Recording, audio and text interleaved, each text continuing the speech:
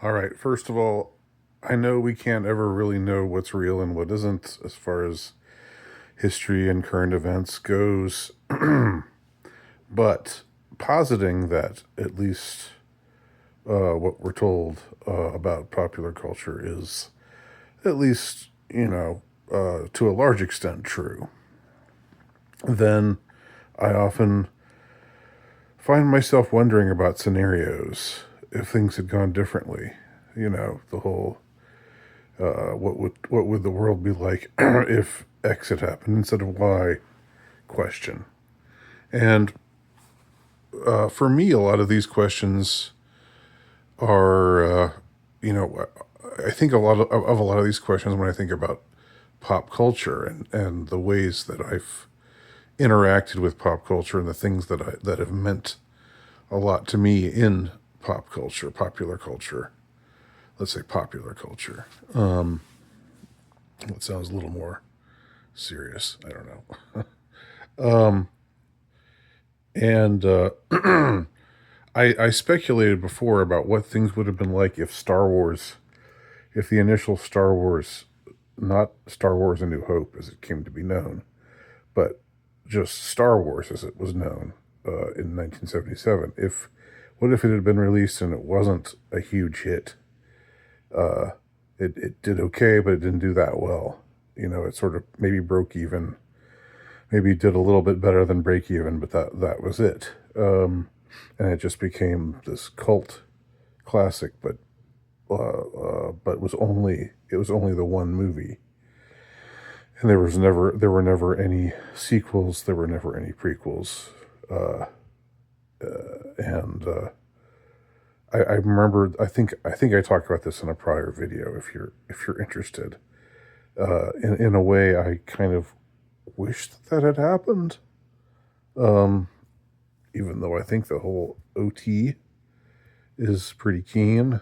Um, and but I can see how uh, there would have been something purer about the phenomenon if it had happened in the way that I described, where there was just one movie, and that one movie was the whole thing, and that was all we ever had of this universe.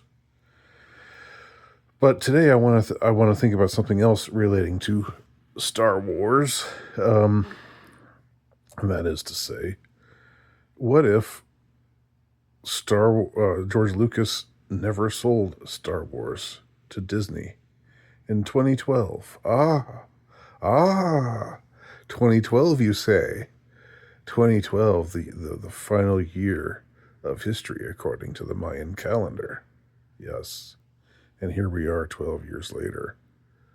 Uh, in a reality that seems to have uh, run amok, or gone awry, rather, in many ways.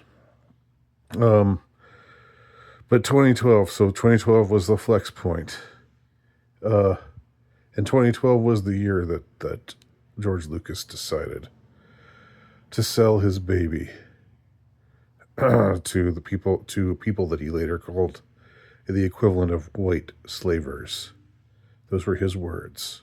I think he said it in some interview with that guy whose name I can't remember, the one who used to be the serious interviewer on PBS, who'd sit at a table but got me too'd.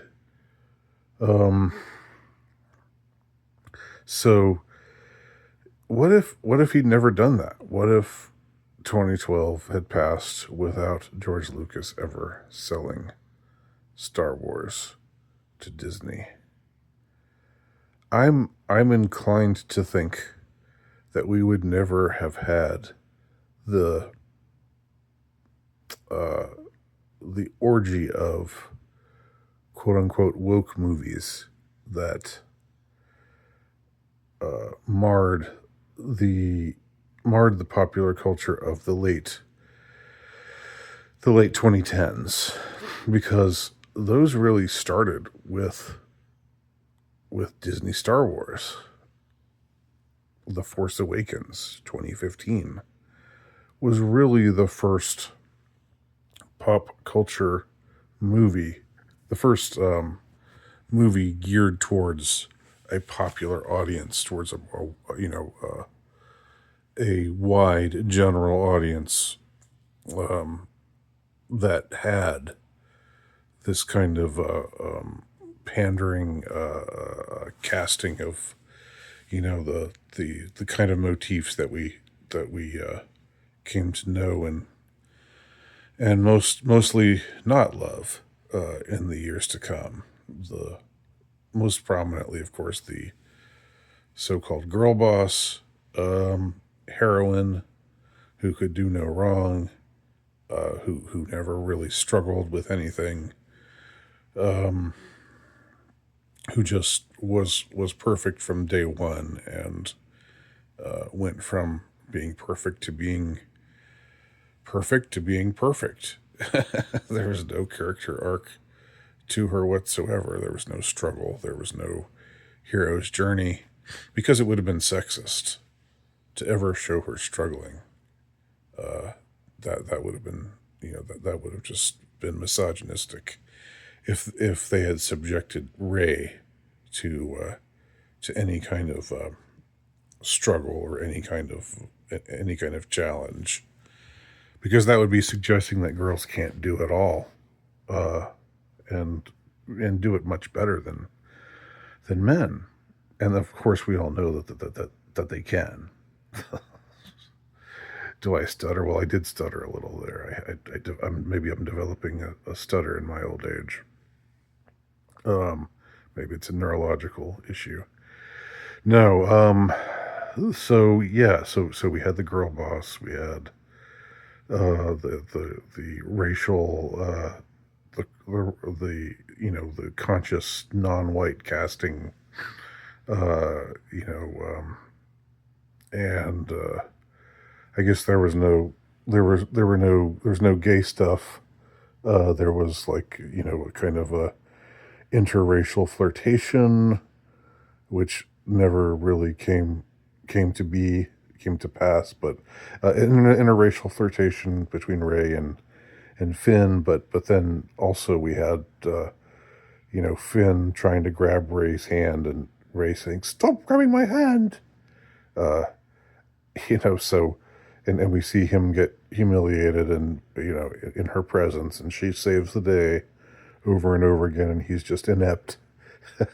so so so it had it all. It didn't have everything in full blossom, but 2015's The Force Awakens had all of the earmarks of the woke film that was made for a mass audience.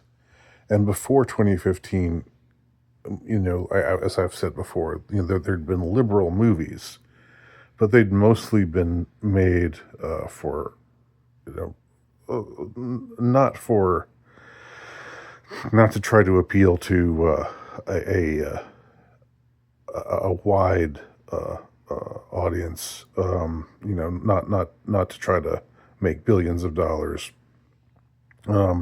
with certain exceptions. The exceptions being mostly the films of James Cameron, like Titanic, which had well, most of those same kind of elements. The thing was, Titanic was all white, so that would never fly, or that would never sail today, to use a more apt metaphor. That would sink today. If you tried to make it today, you'd have to have some ahistorical thing where there's actually a bunch of non-white passengers on the Titanic, even though that wasn't at all the case, historically speaking. But of course, you still had the girl boss with her evil husband, and her liberating adulterous affair with the po' boy. So it was mostly class, not race, but there was also the requisite feminism. But that was an early foretaste what was to come. Most of the movies around that time, made for a wider audience, uh, did not have all of those elements. But it seems to me that it was with the sale of Star Wars to Disney that Disney became this behemoth that could just ram it down our throats. Just that it was with that sale that Disney gained this arrogance, um, where they pretty much owned everything. I mean, I know there were some franchises they still didn't own, but they had Marvel, they had Star Wars, um, and they could just tell us what we were gonna. Uh, they could dictate to us what we would like and what we wouldn't like, and they saw no need to give fans what the fans wanted. It was instead their task to tell the fans what they needed. And we all saw how that went. It went as you might expect it would go. Um, uh, you know, they haven't gone broke, but they've had a whole bunch of flops, and the only movies really to do well were the ones that bucked the trend of uh, this kind of woke pandering. Um, but if Lucas had never sold the Star Wars franchise to Disney in the first place, then Star Wars would have stayed under the aegis of Lucasfilm, helmed by Lucas. And whatever you would say about the prequels, whatever you might say about the Clone Wars, on what was it?